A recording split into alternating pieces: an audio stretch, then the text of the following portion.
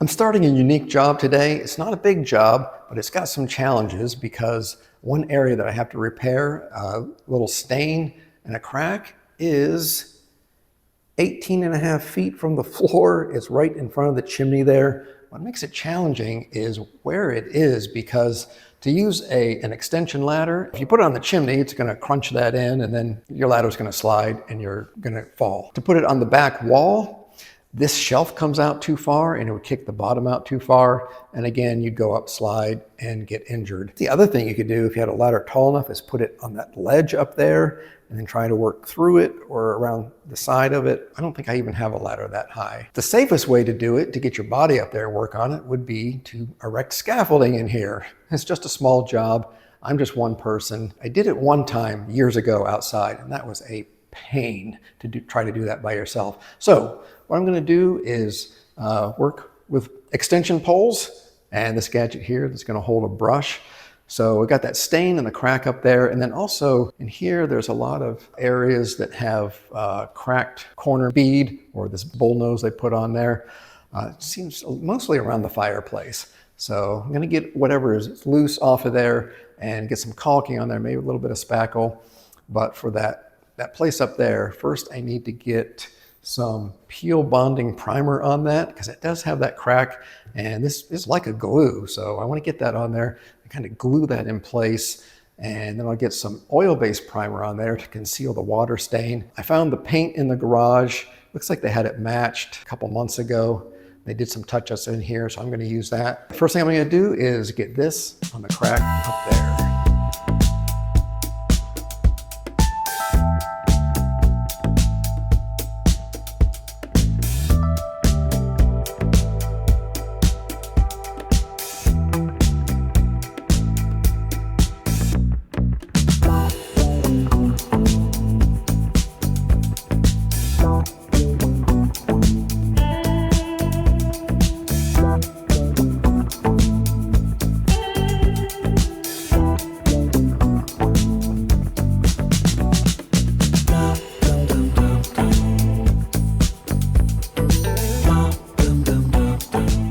That bonding primer is dry by now. Now that's water-based, so I need to go over that with some oil-based primer to conceal the water stain. Because if I just put the wall paint on there, that stain is going to come through. It even comes through water-based primers. So I got to get oil-based primer on there, and then I'm going to address the cracks as well. Some of the texture needs scraped out, some of it's loose. Some of the cracks I can just put some caulking in there, and that'll fill those. So I'm going to start doing that.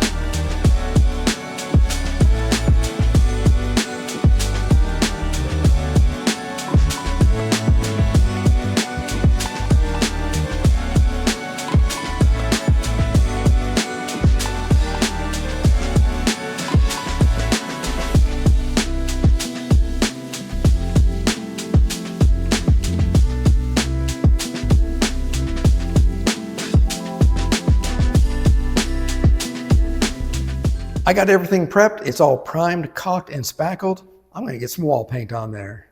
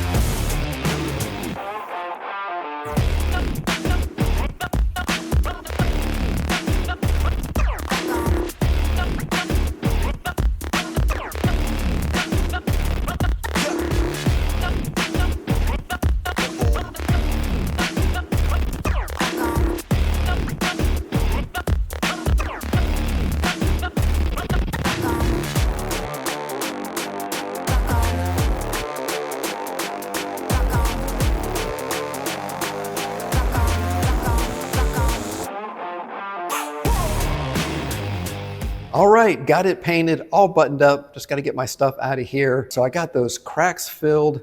I got the stain concealed and painted. Actually, on that stain by the chimney, I put a coat of Bond primer on there, 2 coats of oil-based primer to conceal the stain, make sure that water stain doesn't come back through. And then I even put a coat of guards over that to really harden that up so it doesn't come apart again.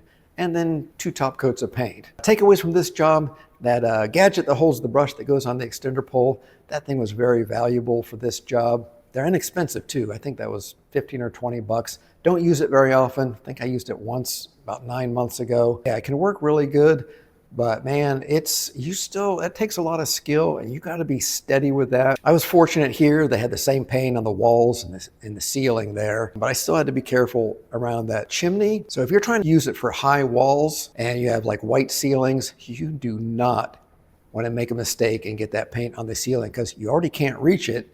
And then you got paint on the ceiling, you're not getting it off. So you gotta choose your spots with that. Real small things it's good for. I wouldn't try to do a big room with tall walls with that. Another takeaway is I was real fortunate with the paint.